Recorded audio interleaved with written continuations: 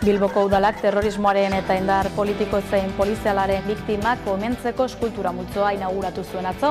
Udal gobernuaren esanetan biktima oroitzeko asmoarekin gauzatu dute ekimena. Egiari Zorrek ordea berau kritikatu du Inigo Cabakasen hileta argitu gabe heriotza gisa islatu izanagatik, eta era berean Inigo Cabakasen familiak zuzenketa eskatu dio Bilboko udalari.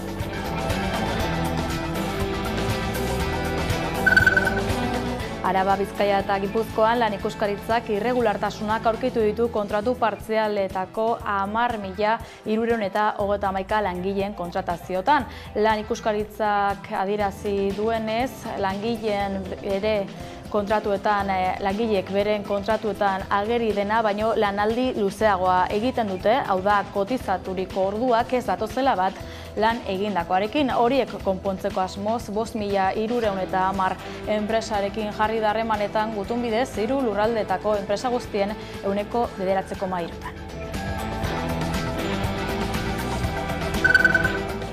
Petronorrek Muskizen duen findegian langile bat hil zen atzo mantentze elektrikoko lanak egiten ari zela. UGTek jakinarazi duenez, azpikontratatutako langileak konortea galdu zuen eta larrialdi zerbitzuak oso bizkor iritsi ziren arren ezin izan zuten suspertu. Sindikatuak osalani dei egin dio istripuaren nondik norakoak azterritzen.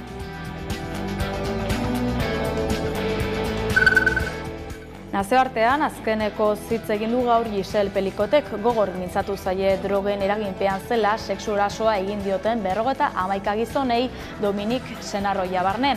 Honakoa koldarkeriaren epaiketa dela aurpegiratu die Giselle Pelikotek eta amorrua sentitzen duela adierazi du giza semeok ez zutelako inoiz gelditu, ez zutelako salatu.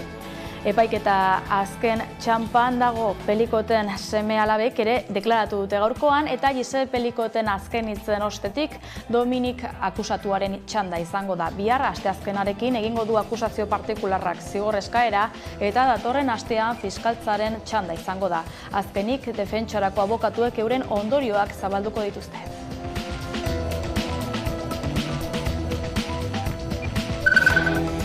Fermin Muguruzak pasaden larun batean Martuteneko kartzelan kontzertu eskaini ostean Eusko Jaurlaritzako Justizia Sailak aurrerantzean espetxetan gauzatuko diren kultur emanaldiei neurri gogorragoak ipiniko zaizkiela jakinarazi du. Muguruzak sarri-sarri kantatu izanagatik emandu aditzera Jaurlaritzak erabakia biktimak minduta ez sentitzearen argudiopean.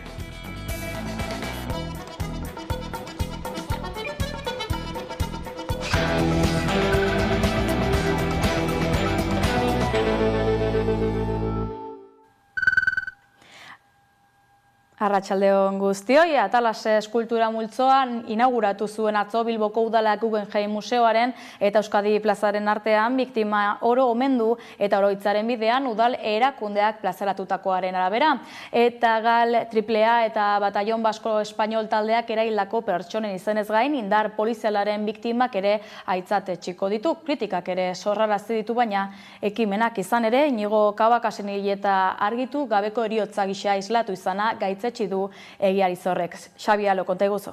Bilboko udalak eta bake eta elkarbizitzarako foroak Bilbon izan diren terrorismoaren eta indarkeriaren biktima guztien oroimenezko plaka bat jarri zuen atzo hemen Bilbon Guggenheim Museoaren alboan, eta bertan etako Batallon Basko Espainoleko, Galeiko eta AAAko biktimak agertzen dira, baita indarkeria polizialarenak ere.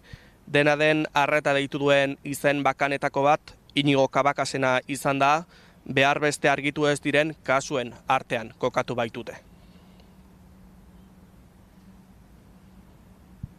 Terrorismoaren biktimak eta indarkeria politikoaren eta polizialaren biktima teorian guztiak omentzeko eta gogoratzeko eskultura jarri dute Bilbon. Etaren, Galen, Batallon Basko Espainolen eta AAAren taldeen biktimak jasotzen ditu, baita polizia indarkeriarenak ere. Egien ahasgarri edo argitu gabeko biktimak ere aitortzen ditu, eta Inigo Cabakasen kasua argitasun nahikorik gabeko kasutzat jo dute. Egiari Zor Fundazioak gogoratu du 2012 urtean ertzaintzaren pilotakada baten ondorioz hil zela Inigo Cabakas eta onartezintzat jo du Bilboko udalaren erabakia. Era berean nabarmendu du zerrenda horretan ez duela sartu Mikel Martínez de Murguia Mendizabal, Eusko Jaurlaritzak Guardia Zibilaren esekuzio extrajudizialaren biktima gisa ofizialki aitortuta badago ere. Jose Ramon Mandak sortutako eskultura multzoa, Altzairuzko eskultura handi batek eta Markina Semeingo marmol beltzezko 5 bankuk osatzen dute. Mazarredo Zumarkalean dago Guggenheim eta Arte Eder museoen artean.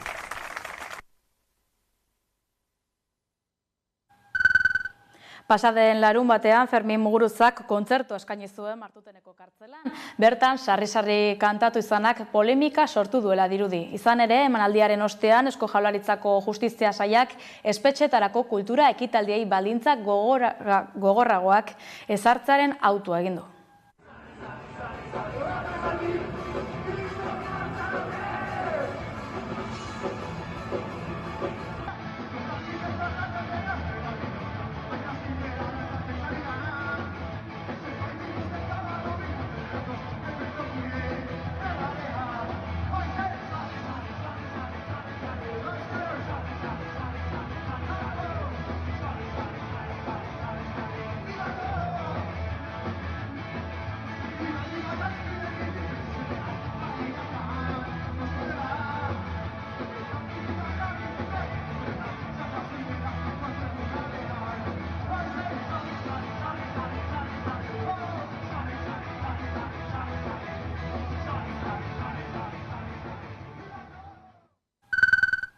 Gaur goizean hasi da Bilbon 2019an boxen hauteskunde ekitaldi batean sortutako istiluen inguruko auziperatuen bigarren epaiketa eguna. Auzi honen azken jardunaldia izango den honetan izan da Xabi Alo. Epaiketaren bigarren saioa egiten ari dira Bizkaiko probintzia auzitegian. Xabier Monjeren lekukoek deklaratu dute lehenengo, Monjek berak deklaratu du ostean, eta berretsi du beste behin ere politikaz bakarrik hitz egiteko gerturatu zela boxeko hautagaiarengana. Eta besteak beste, Atxuri auzoko migrazioaz hitz egin zutela. Empezaron a gritar desde la mesa, desde la carpa de Vox, y en ese momento, claro, yo me quedé pues un poco extrañado, porque si yo con estas personas no he hecho más que hablar, ¿no? No sé qué estaban diciendo de mí, pero no puedo recordarlo, pero no era bonito. Y entonces vino un antidisturbios, me cogió por las espaldas y me tumbó al suelo, entre los contenedores. Y en ese momento empecé a gritar, laguncha, que quiere decir ayuda, ayuda. Y me soltó. Inmediatamente vino el mismo agente de la Ertzaintza que me había dicho que podía hablar más tarde, que era muy amablemente, siempre. Y en ese momento me dijo, lo siento, pero no voy a tener más remedio que identificarle. EAJaren barne prozesua amaitzar dago lurraldetako buruzagitzei dagokionez. Araban, Jone Berriozabal izango da bertako buru batzarreko presidente atzo argitaratutako emaitzen arabera. Bizkaia eta Gipuzkoan gauzak nahiko argi ageri dira eta aurreikuspenen arabera David Salinas eta Maria Eugenia Arrizabalaga gailenduko dira hurren zuen. Jone Berriozabal izango da Arabako buru batzarraren hurrengo presidentea. Alderdiak larun batean Gasteizen egingo duen lurralde batzarrean hautatua izateko beharrezko botoak lortu ondoren. Tokiko zenbait batzarren ostean Berriozabalek babes nahikoa izan du astelehen honetan herrialdeko batzokietan egin diren bozketetan. Gorka Hurtaran Gasteizko alkate ohiaren gainetik alegia. Gauzak horrela, larun batetik aurrera Berriozabalek Jose Antonio Suso ordezkatuko du lurraldeko alderdiaren ordezkaritzan. Postua lehendabiziz emakume batek betetzen duelarik. Berriozabalek berdintasun euskara eta gobernantzako ahaldun kargua utzi beharko du. Arabako buru batzarreko presidente postuarekin bateragarria ez delako. Gipuzkoan Eneko Goia eta Imanol Lasa hautagaiek parte ez hartzea erabaki ondoren, Maria Eugenia Arrizabalaga izango da lurraldeko hautagai bakarra. Bizkaian berriz, David Salinas Armendariz eta Inigo Ansola hautagaiek lehian jarraitzen dute. Alderdiak Salinas Armendarizi hauteskunde kanpainan bere webgunea eta sare sozialak erabiltzea debekatu ostean. Euskal Autonomia Erkidegoko 2025ko aurrekontuen harira etxebizitza legea betetzeko eskaera egin du EH Bilduk negoziazio elkarrizketan. EH Bilduk Eusko Jaurlaritzaren 2025ko aurrekontuen negoziazioaren esparruan 2025ean libre bilakatzen diren babes ofizialeko etxebizitzen erosketa aldarrikatu du, hauek alokairu sozialetan eskaintzeko.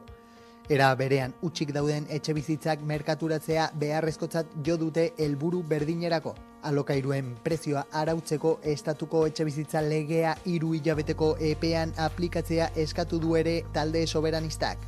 Aldundiekin elkarlanean prezioen indizeen sistema propio bat garatuz eta tentsio handiko eremuei buruzko azterketak amaituz baldintzak betetzen dituzten eremuak izendatzeko. Etxebizitza politikaren esparruan zerga neurriak martxan jartzea proposatu du alderdiak. Hala nola jabe errentariei referentzia prezioen indizeen sistema propio baten araberako obariak eta penalizazioak ezartzea. Neurri sozialen barruan, Euskal Autonomia Erkidegoan ezaugarri sozioekonomikoen araberako lanbide arteko gutxieneko soldata eredu propioa aldarrikatu du EH Bilduk. 2025ko lehenengo 2 hilabetetan negoziazio kolektiborako mahai baten deialdia eskatuz. Zaintzaren alorrean, sektoreko irabazi asmoa desagerrarazteko pausoak ematea beharrezkoa dela adierazi du talde soberanistak, zaintzen sistema publiko komunitarioa eraikitzeko helburuarekin. Bukatzeko fiskalitateari dagokionez, neoliberalismoaren osteko fiskalitate baten oinarriak jartzeko eskarea egin du EH Bilduk.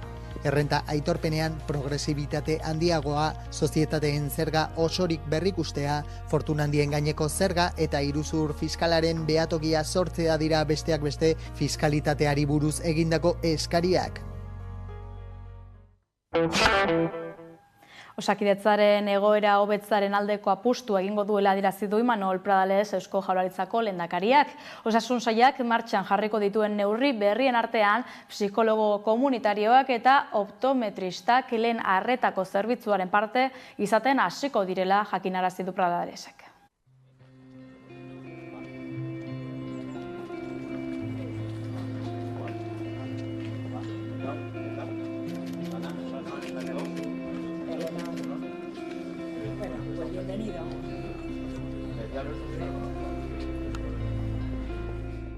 Lehen mailako arreta funtsezko ardatza dela gaur ere berretzi behar dugu, esan behar dugu, eta gehiago sendatuko dugula eta indartuko dugula gaur ere iragarri nahi dugu. Eta horretarako neurri batzuk aipatu, momentu honetan ja martxan dauden neurriak.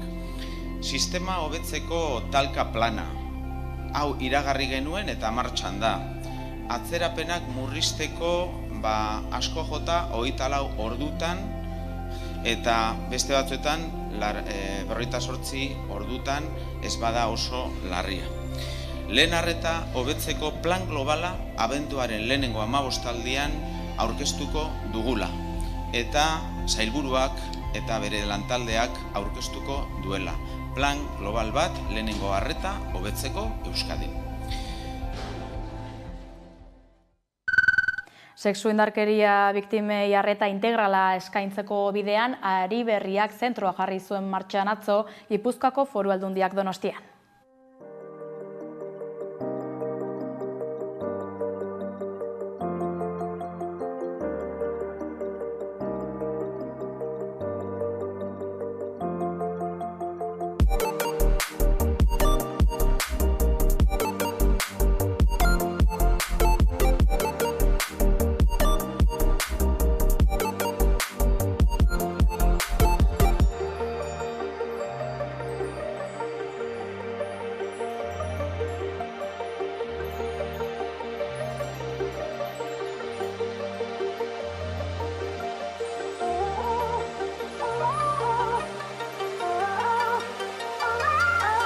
Hain justu lan asko daukagulako eta emakumeek behar dutelako arreta bat, erabatekoa integrala, horregatik sortzen dira horrelako espazioak. Badakizute Kamino kalean, aipatu duen bezala Belen Larrion berak uztailaren batean iriki genuela horretarako espazio bat, uztailaren batetik iriki genuenetik 180 kasu hartatu ditugu, 180, eta gaur hemen irikitzera goazen edo iriki dugun espazio honetan, orain arte emandako zerbitzuak zabaltzera goaz.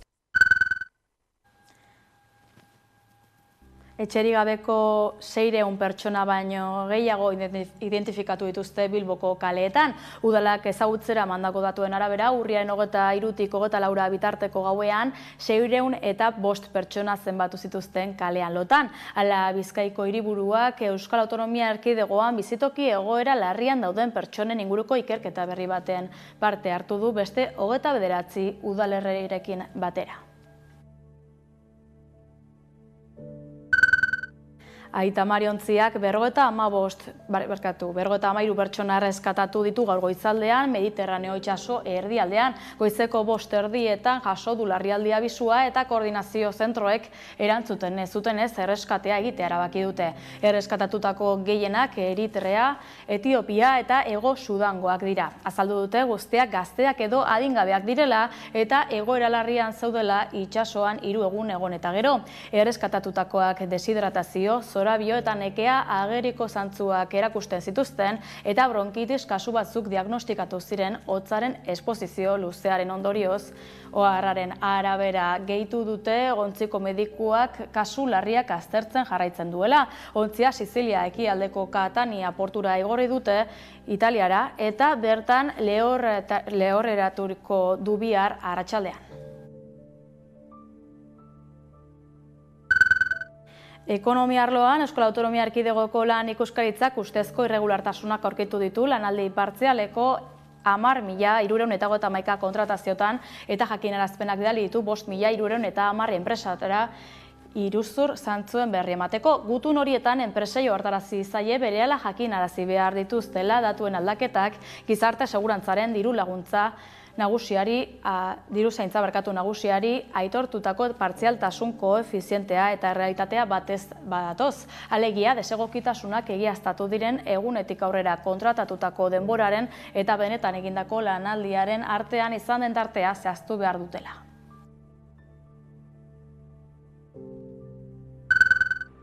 Nafarroa, Maria Txibite Nafarroako gobernuko lehendakariak ziurtatu du Volkswagenen inbertsioek aurrera jarraitzen dutela. Autogileak Alemanian gutxienez 3 fabrika ixteko asmoa izateak eragindako kezkari erantzunez egin ditu adierazpenok presidenteak. Izan ere, Landabengo fabrikak auto elektrikoen produkziora egokitzeko instalazioak aldatzen diardu eta aldaketa horietako batzuk aurreratuta dauden. Gainera, Volkswagenentzat auto elektrikoak hornitzeko bateria fabrika erekitzen ari da Imarko-aingo Hyundai Mobis lehen harria apirilean jarri zuten. Inbertsio horien gaineko kezkak lasaitu nahi izan ditu horrela presidenteak eta argi utzi du murrizketak Alemaniara mugatzen direla.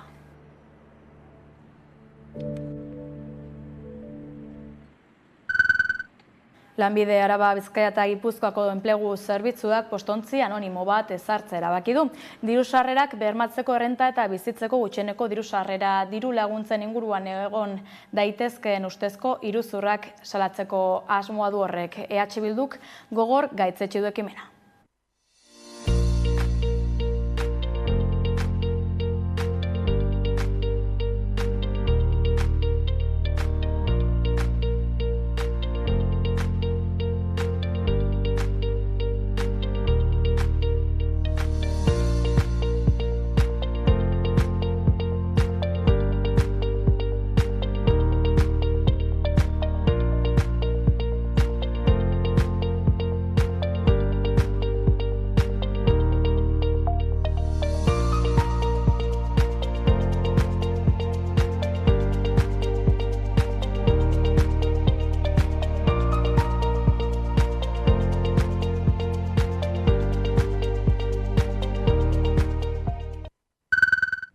Nazioartean, Giselle Pelicot gogor mintzatu zaie drogen eraginpean zela sexuerasoa egin zioten 51 gizonei, tartean Dominik Senar Ohiari. Koldarkeriaren epaiketa dela adierazi du. Izan ere, egindako aurpegiratu die, haiengana begiratuta eta atzamarrez seinalatuta amorrua sentitzen duela oihu egin du, gizonek ez zutelako inoiz gelditu ez da salatu.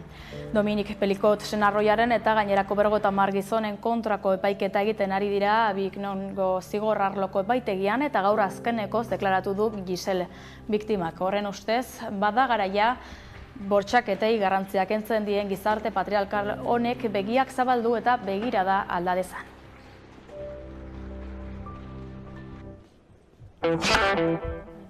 Euskal Herrira bueltan, Euskal Herriko natura hobe ezagutzeko bidean 4 gida argitaratu berri ditu Arantzadik. Bertan, zuhaitz, landaren, tximeleta eta gazteen inguruko datuak plazaratu ditu elkarteak.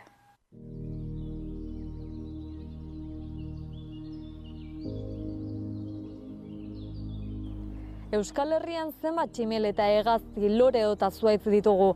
Bada Arantzadik horiek identifikatzeko naturako 4 minigida aurkeztu ditu, goazen horiek ezagutzera.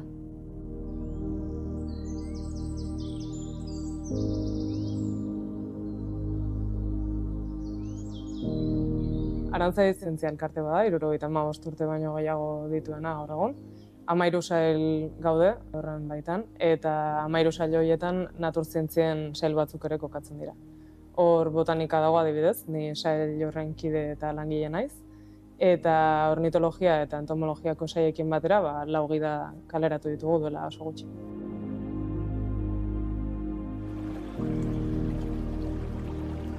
Lau naturgida dira, formatu simple edo xume batean, 2 landarei dagozkienak, lorenak eta zuhaitzenak, tximeleten gida bat, eta beste bat hegaztienak. Eta hauen helburua da dozein naturzale, dozein erabiltzaiek naturara gerturatu eta pixka bat espezie horiek ezagutzen hastea. Pentsatzen dut landa eremuan bizi den jendea konektatu dagoela eta azkenean jakintza hori ere jaso duela bere gurasoen gandik, eta erabilera egiten duenez eremuarena konexio horrek ahalbidetzen du espezie gehiagoren ezagutza. Hirietan bizi garenok nolabaiteko deskonexio handiagoa daukagu gaur egun, ez? Egia da eskoletan indarra handia egiten ari dela ingurumen hezkuntzan, eta hori ere lagungarria da, baina gida hauek ere lagungarri izan nahi dute euskarazko izenak eta espezie guzti hauek erakusteko. Gida bakoitzak bere berezitasunak ditu, izenburuak dioen bezala dira ezagutu beharreko 1 edo 11 espezie. Jarri ditugunak dira esan dezagun garrantzitsuenak, arruntenak, eta dauzkagun milaka espezie guztien artean talde bakoitzen, lehenengo sarbide bat egiteko nolabait natur inguru edo espezie talde horretara, ezagutu beharrekoak derrigor. Loreen kasuan adibidez antolaketa egin dugu koloreka, modu errezago batean espezie bat identifikatzeko gai izan gaitezen, baina talde bakoitzak bere moduak bilatu ditu publiko horrengana heltzeko.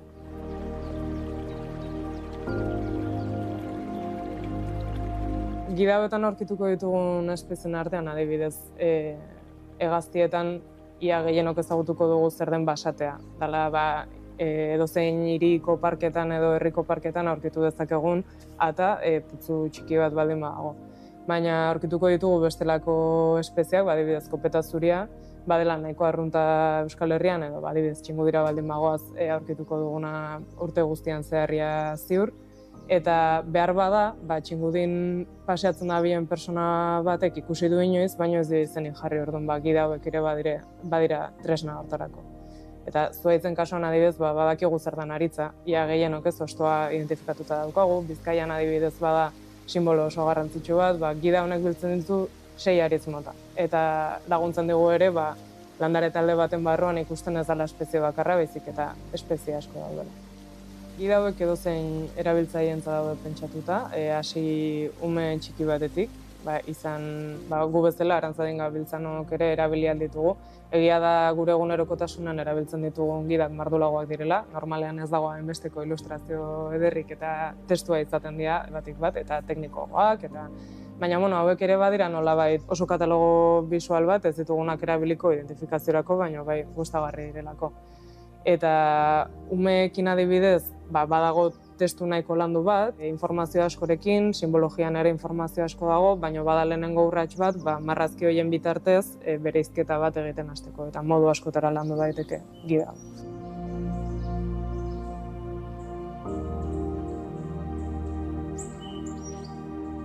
Eraketa prozesua nahiko luzea izan da, ia 2 urteko lana ari gara. Ideia nagusia Toni Jobetek ekarri zuen Arantzadira. Bera da gidan ilustratzailea eta formatu hau existitzen da Katalunian. Hori ikusten da eta lektiorekin batera kaleratzen dituzte eta badituzte uste eta 17 bat izenburu gida hauetan. nolabait berak esaten zegoen, herrien arteko antzekotasun hortatik, hizkuntzaren gaiarengatik ekarri nahi zula ere Euskal Herrira. Eta berak ikusten zula berrezkoak zirela gida hauek, bai Euskal Herriko espeziekin, bai euskeraz izatean. Egia esan, proposatu bezain laster, oso ideia polita iruditu zitzaigun eta lanean hasi ginean berehala. Lehenengo gauza da espezie horiek aukeratzea, ez nolabait deskarte zail hori egitea eta 101 espeziekin bakarrik geratzea. Eta gero dator, espezie guztien deskribapenak, ezaugarri guztiak, espezie bakoitzarentzat ondo jartzea, taldekapenak, eta nahiz eta oso formatu xume eta txikia izan gerora, atzetik dagoen lana oso luzea izan da. Hauek dira Aranzadin gordetzen diren kolekzioak, justu hemen ditugu tximeleten 2 kutxa. Ni botanika saiokoa naiz, orduan hontan ez naiz ibiltzen, pentsatzen dut salabardoekin edo harrapatuko ote dituzten. Gauekoak badakit jartzen dituztela argi fokoekin eta izara batekin erakarri izateko. Eta hauena, seguraski oso lan mardula da. Gurea esan dezagun erresagoa landareak hasteko ez direlako mugitzen. Guk landareak mendian biltzen ditugu, onera ekarri, prentxatu, hau da, almohadilla lehorren artean jartzen ditugu landareak, eta pixuarekin lortzen dugu landare lehor eta zapal bat, eta ondoren kolekziora datuzte armairu hauetan informazio guzti hori biltzera.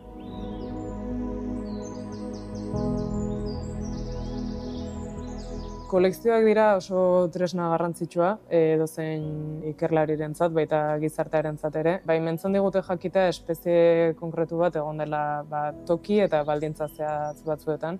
Azkenean ez dira bakarrik espeziak biltzen direna, baizik eta informazio asko dago hauen atzetik. Kokalekua, eguna, zeinek bildu duen, ikerketa mordo bat egiteko balio du, ikusteko ze aldaketa egon diren, jakiteko espeziak desagertu diren, edo agertu diren berriz. Azkenean da gure naturaren registro oso zehatz bat. Euki izan ditugu zita zahar batzuk, agian ez herbarioan gordetako pleguenak, baina zitan beste datu base bat badaukagu. Eta gaur egun jun eta ezin aurkitu landare hori. Orduan egia da norbaitek bertan erregistratu zuela eta gaur egun ez dela berriz aurkitu, beraz ezin jakin plegu bat gabe benetan hor zegoen edo ez. Gaur egun erabilera anitzak ari zaizkio ematen. Badugu botanikan beste proiektu bat, Filopir izenekoa, ari garena herbarioko plegoak erabiltzen genetika egiteko. Herbarioetako landaren materialetatik abiatuta, ari gea eraikitzen saiatzen Pirineotako landaren loredun guztien, esan dezagun zuhaitz genealogiko, ez? Filogenia hori ari gera eraikitzen saiatzen.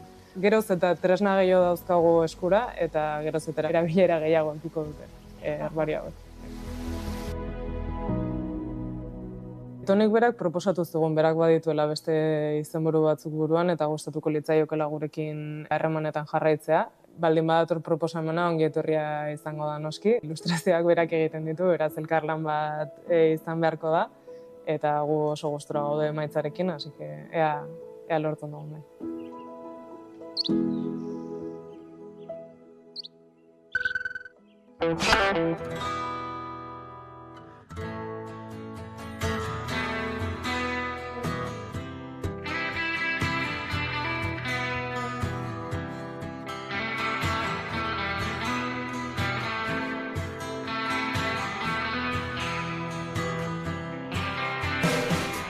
Hilabeteak igaro dira baztandarrak osasun zerbitzuarekin kezkatuak daudela.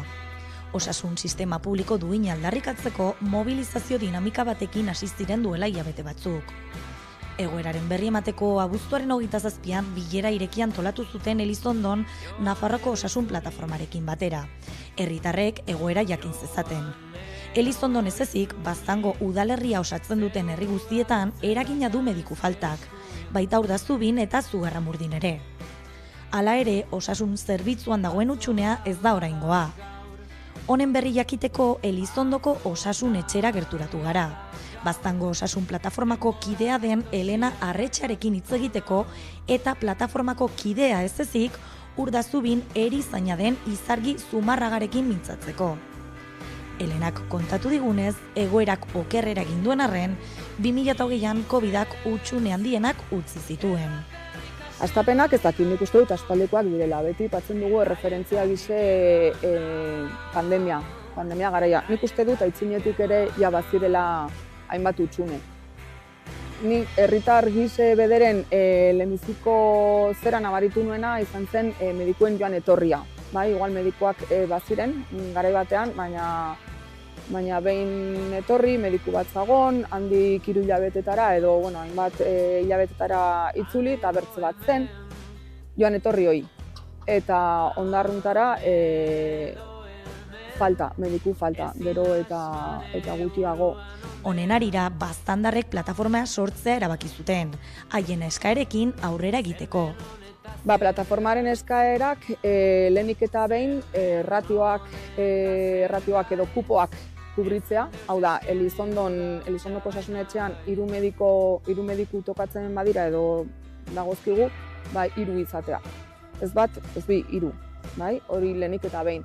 Eta gero plataformak hainbat eskaera ere ditu, adibidez lehen arreta hoi indartzea, bai? Osasunetxetan ematen den lehenbiziko arreta hoi indartzea guretako arras garrantzitsua da, ze hemen detektatzen aldira hainbat arazo eta larriago joaten aldiren gauzak editatu. Irailaren 29an manifestazio jendetsua egin zuten Elizondon. Zeinetan 1500 pertsona baino gehiago elkartu ziren mediku falta salatzeko. Elizondoko osasun eremuak barne biltzen du Baztan eta Urdazuri eta Zugarramurdi. Horren, Elizondoko osasunetxea da osasun zentro nagusie eta gainerakoak dire konsultorioak. Horren, badago konsultorio bat Urdazubin, bertze bat Arizkunan, Iruritan eta Oronozen. Eta Elizondoko osasunetxea da, osasun etxea humiena, bertzetan mediku eta erizaina bakarrik daude, eta hemen familiako mediku ez gain, badago pediatra, badago fisioterapia arreta, badago gizarte langilea, hau da pixket osasunetxe kompletoena. Oraintxe berian Elizondoko osasunetxean mediku titularrik gabe gaude, egia da mediku bat kontratatu zutela irailaren 16-17an, norbaitek plaza hartu bidena bar, mediku bat benbin egoteko. Sistema egonkor bat aldarrikatzen dute. Landa eremuko biztanleak lehen mailako biztanleak direla diote. Beti ere, 2. maila batean uzten dituztela salatuz. Erraten dutena da, ez dagoela nahiko mediku Nafarroa osoan dauden plaza huts guzti horiek betetzeko, eta orden dauden medikuek aukeratzen dituztela Iruña inguruko zonaldeak, eta landa eremuetan bizi garenak gelditzen gara mediku gabe. Hoi da bere erraten dutena eta ez dute hola soluzio zehatzik planteatzen. Euskararen garrantzia azpimarratu dute ere, euskaraz hartatuak izateko eskubidea goraipatuz. Olako egoera berexietan, aigara medikuek eskatzen eta aigara pixket igual batzen zen algara hizkuntza eskubide horietaz utzi pixket 2. mailan, Baina, euskaldunak gara, euskara solasten gara eta hortaz, aldarrikatu nahi dugu ere mediku euskalduna izateko eskubidea. Justo gainera momentu honetan kontratatu duten mediku ez da euskaldune eta kontratatuko dute bertze bat edo idea hoi dago eta bera ere ez da euskaliztune. Orden, alde hortetik medikoa bai, baina ez dute euskaraz solasteko eskubidoi edo euskaraz hartatuak izateko eskubidoi bermatuko. Nafarroako Osasun Departamentuak eskainitako alternatibak eskasak izan direla esan dute kideek. Behin-behineko medikoa eskaini dizkiete eta hori baztandarrentzat nahikoa ez dela argi utzi dute. Hortaz, mobilizazio dinamikarekin jarraituko dute, haien eskaera guztiak bete daitezen. Kaleetan haien haserrea eta kezka islatuko dute. Datorren asteazkenean, hilaren 9an, beste elkarretaratze bat eginen dute Elizondon eta dei egiten diete beste behin baztandar guztiei mobilizazioan parte hartu dezaten.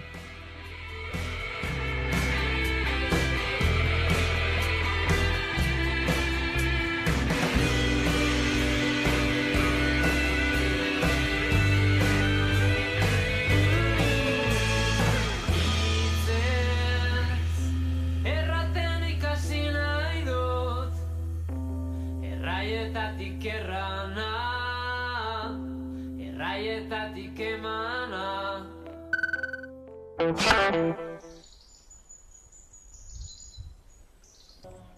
Euskal Herrian zenbat baso ditugu. Horietatik gehiengo utzita daude eta gutxi batzu dira zainduta daudenak. Horretan dihardu tantai baso jabe kooperatibak basogintza eredu iraunkorragoa sustatuz. 2018an hasi gitzen, errez kooperatiba moduen, eta 3 ildo nagusi jorratzen hasi gitzen. Ikerketa, basuen kudeaketa eta hezkuntza. Hasieratik ikuspuntu kritiko batetik, gaur egungo basogintza ereduen inertziekiko, eta apurka formatzen joan gitzen, bestelako basogintza ereduetan, eta gaurkoz, errezen bidez eta tantai baso jabe kooperatiban bidez, dauko helburue egungo basogintza eredue transformatzeko. Eredu desberdinak daukogu Europan, aspalditxik lanien dabiltzenak, eta horrek ekartzen gabitze Euskal Herrire eta praktika jarten baso publiko zein pribatuetan.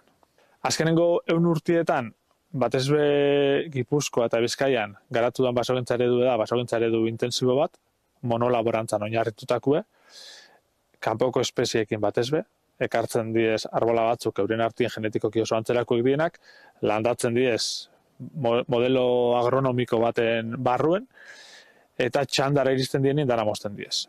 Oso labur esan da. Guk proposatzen duguna da, 8 basuek, bertako espeziez osatutakuek, anitzauek egituran eta espezie konposaketan, eta mosketak itxen diez beti bakanketa bidez. Inoiz ez da basodana soiltzen, eta zuraren ekoizpena besteko garrantzia dauko, gainontzeko ekosistema zerbitzuen hornikuntzako bai.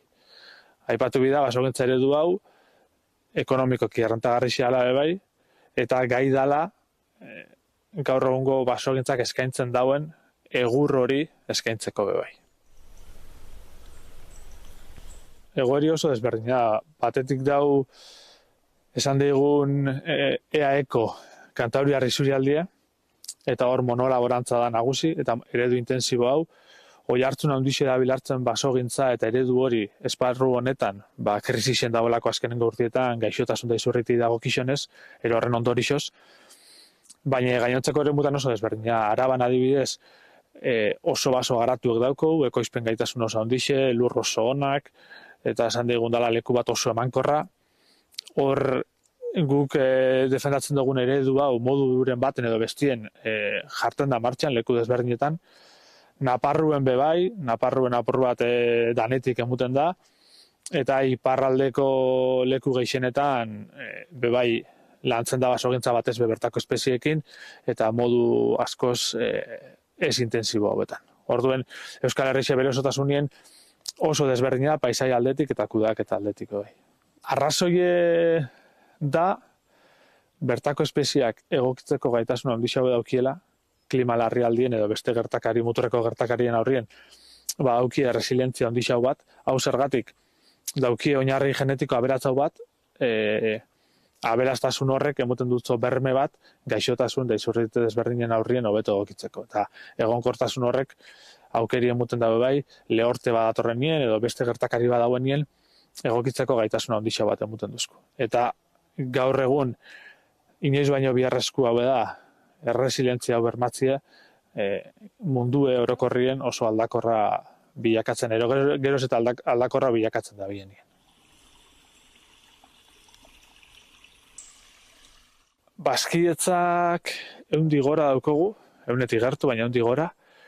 Kudatzen ditugu guztira bazkidien lurrek esango nauke 100 hektarea, baina orotara 1000 hektareatik gora, batzuk ondion bazkidetza prozesuen daz, beraz hori, 1000 hektareatik gora kudatzen ditugu eredu honen peien.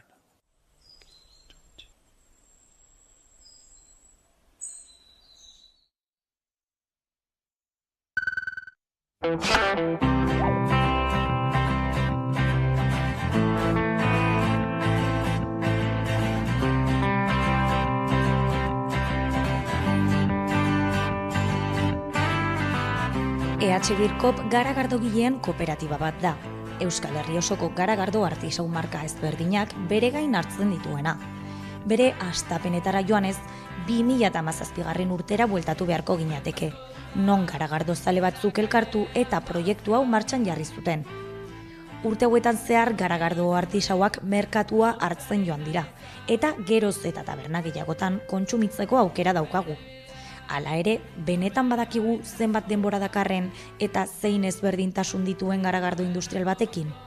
Gaurkoan, EH Birkopek egiten duten fabrikara, gerturatu gara eta 3 langilekin elkartu gara. Haien istorioa eta prozesua gertutik ezagutu dezagun. Aritz Aranguren kooperatiban administrazio lanetan aritzen da eta kooperatiba honen hastapenetara eraman gaitu.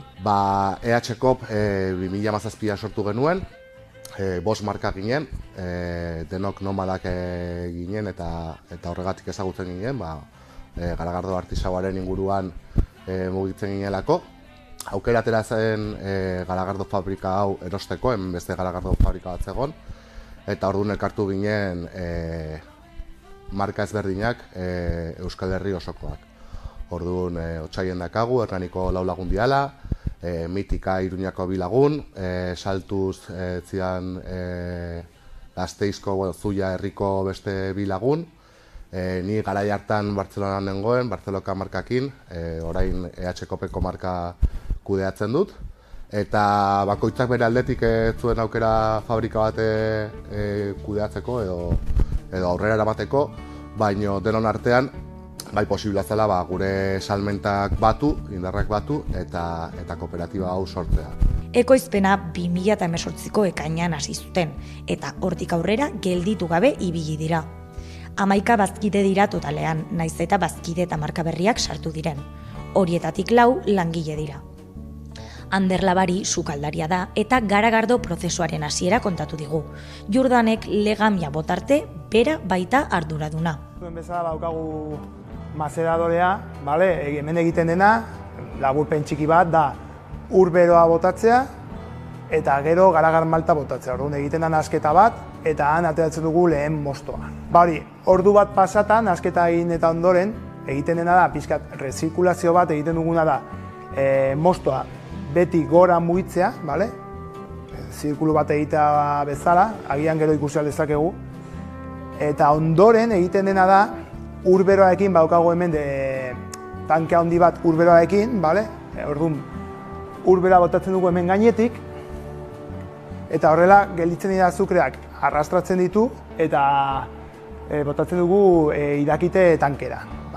Hemen orduan gero, hemen garagardoa irakitzen duenean, egoten da ordu bat, lupula botatzen diogu, gero enfriade plakasekin garagardoa enfriatzen da eta botatzen da fermentadoretara. Orduan gero, fermentadan dena egotea, 20 gradutan, botatzen dugu legamia eta orduan hasten da fermentazio prozesua. Jordan Eguren beste sukaldaria daukagu. Jordanek fermentazio eta botillaratze prozesuak egiten ditu beste gauzan artean. Tanke hauek dira fermentadoreak, hemen egiten da magia demagun, hemen beti esaten dugu garagardogileak egiten duena da prestatu gero legamiak erabili behar duen likido hori prestatu hori da garagardogileak egiten duena. Gero garagardoa berez egiten du legamiak egiten du fermentazio prozesu bat, non azukre batzuk, azukre fermentable batzuk hartzen dituen eta bihurtzen ditu alkoholean, hori oso simplifikatua, baina hori da hemen gertatzen ari dena, temperatura konkretu batean, normalean egoten da 20 gradu inguru, garagardoaren arabera baita ere, baitu garagardo batzuk 10 gradutan egiten dutena fermentazio horiek, beste batzuk fermentazio horiek egiten dituenak pixka bat altuago, baina orokorrean gure garagardo guztiek egiten dute fermentazio lan hori 20 gradu ingurutan, eta hori da hemen gertatzen ari dena, fermentazio hori. Botillaratzeko orduan, 2 aukera dituzte, beiran edo latan. Azken hori modan jarri da ekonomikoagoa eta erosagoa delako.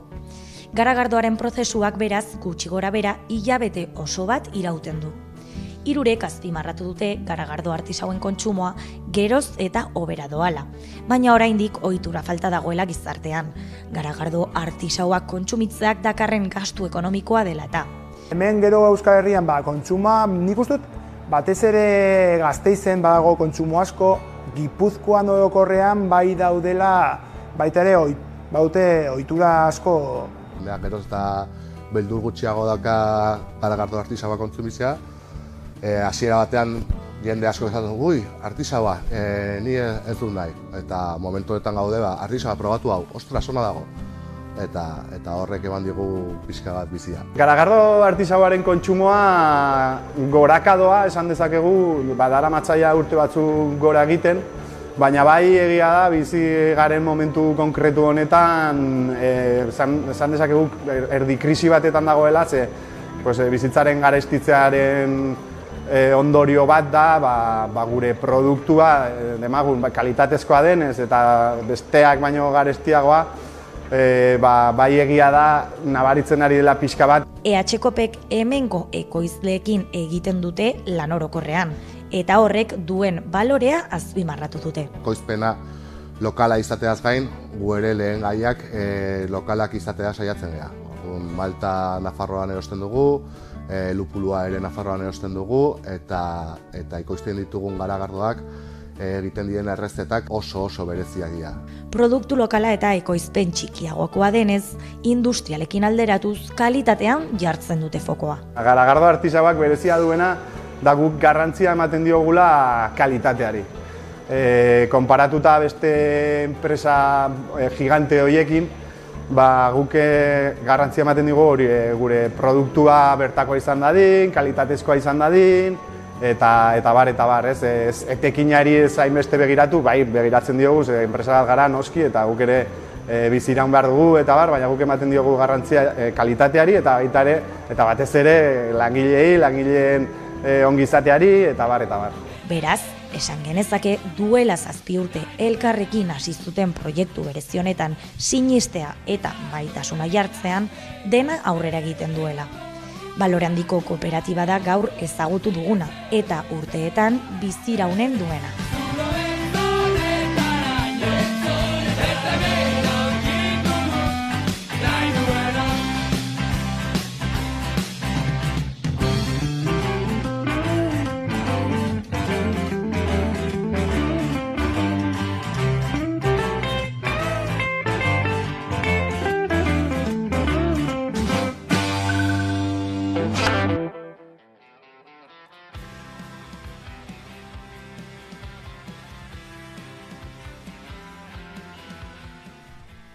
Eta 2006an aurkeztu zuten Euskara Hutsean ekoizten den 11 telebista Iñaki Uriaren gidaritzapean euskaldunok telebista euskaraz ikusteko aukera izateko asmoz. Orain, aro berri bat hasi du 11ak. Iñaki Uriak erretiro hartu eta erreleboa hartu dio Ainhoa Jauregi hernaniarrak. Etxe honetako zuzendari berriarekin elkartu gara. Belaunaldi berrien txanda da.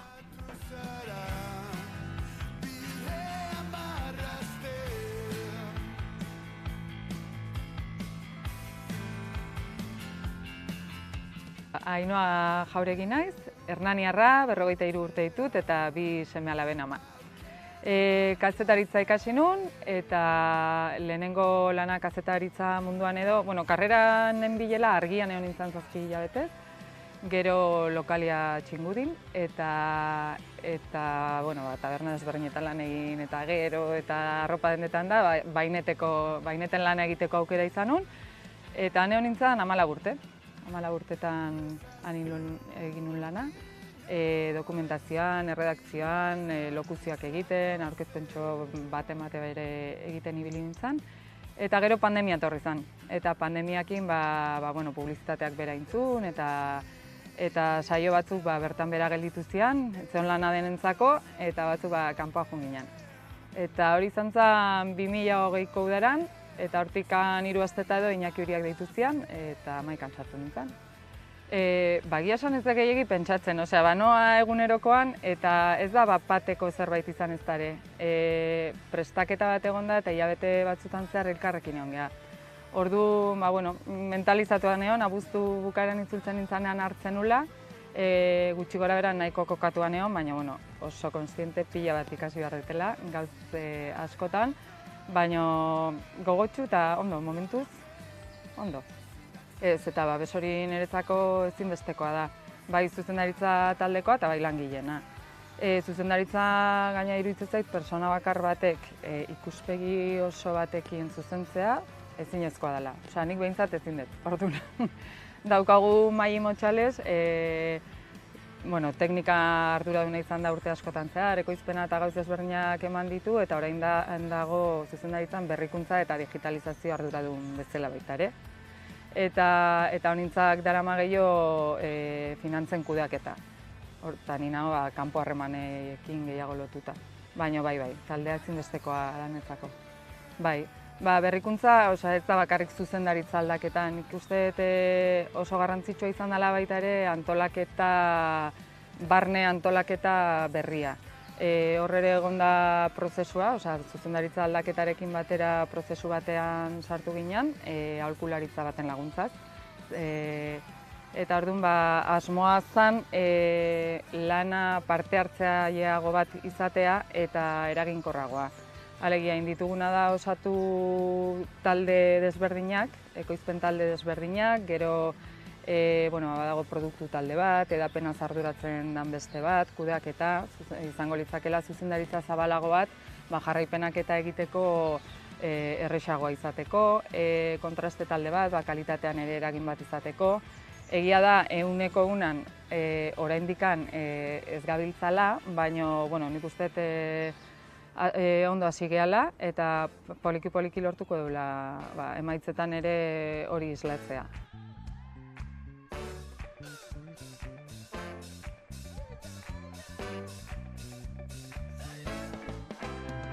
Bai, ezinbestean. Biziraun nahi badegu, ezinbestean.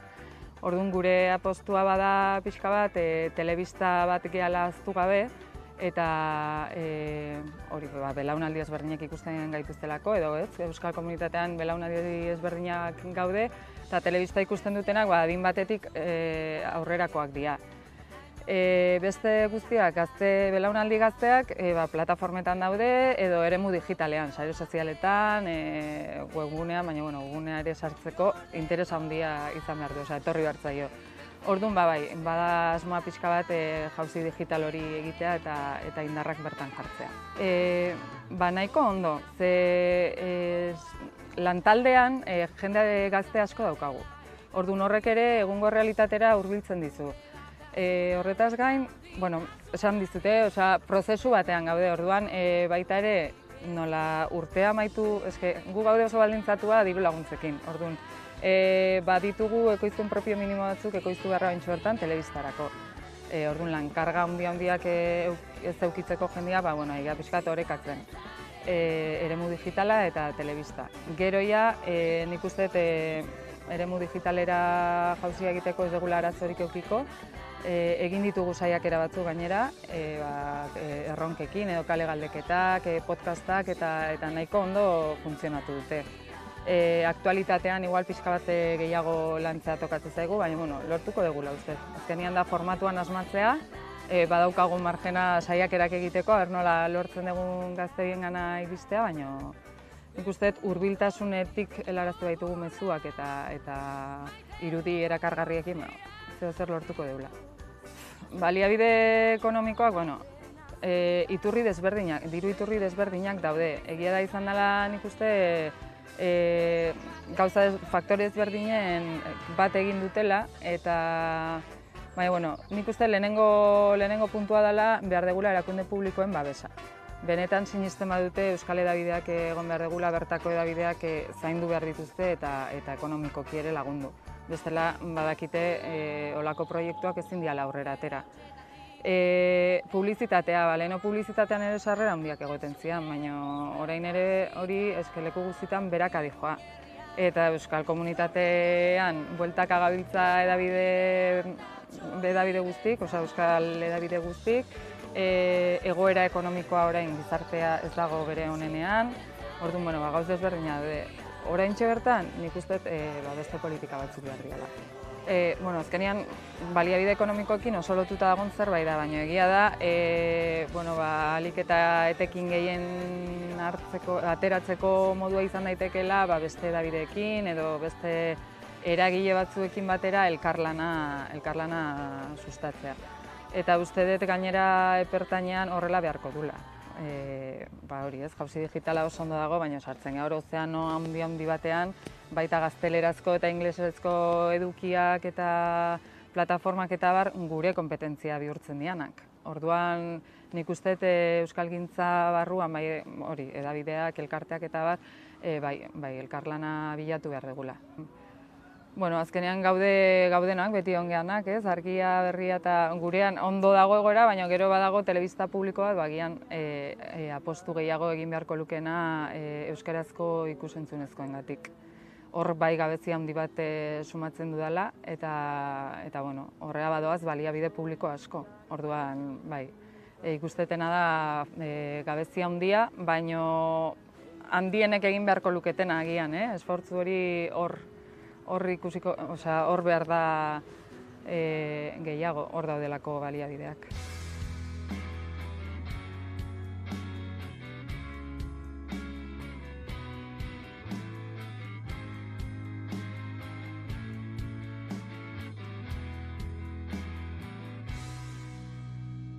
Beamondarrez oroitzen gara, Bergarako besarkadaz.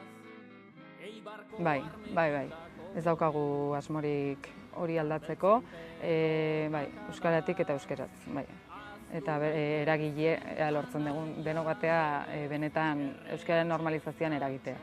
Eta konsumoa sustatzea, karo. Mugarritzat baino, mugarritzat ezakit, zuzendaritza aldaketa eta antolaketa berriarekin, eske gaude momentu batean nahi eta nahi ez, gizarteak eskatzen duen horretara egokitu behar gehala. Horrek ez du esan nahi aurretik egindako guztia mozten dugula, bidea jarraitzen dugu, lekuko hartzen dugu eta bidea jarraitzen dugu, baina gaur egun eskatzen dian komunikazio mota horietara edo egokitzen saiatzen. Baina balioak eta mantentzeko helburuarekin da misioare, bai.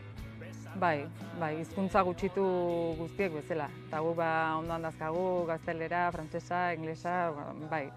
Erronka handia da, baina aldi berean ere abantaila bat izan daiteke. Asmatzen badegu, ez dakizinan formula bentxe, baina asmatzen badegu jendearengana iristen, baita eskelan pila bat dago. Eske lan asko dago eta ikusten egia gainera horrez barima gaude ze atzerakada dauden hizkuntza politikan ere, ezta? Azken aldian, hartu dian erabakiak ikusita hor egon behar dugu. Orduan bai, erronka handia da, baina gogotsu gaude.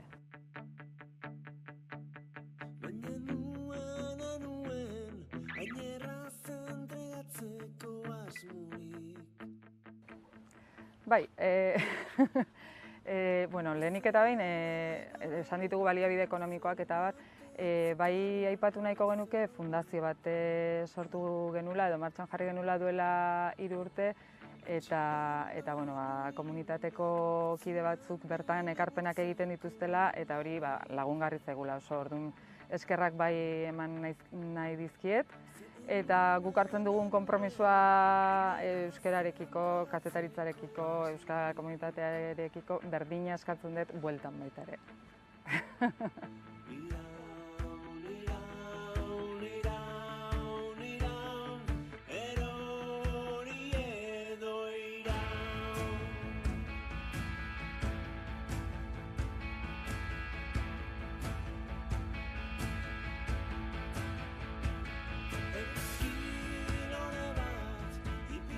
Ilusia handia, indarra eta ardura. 3 horien kombinazio bat.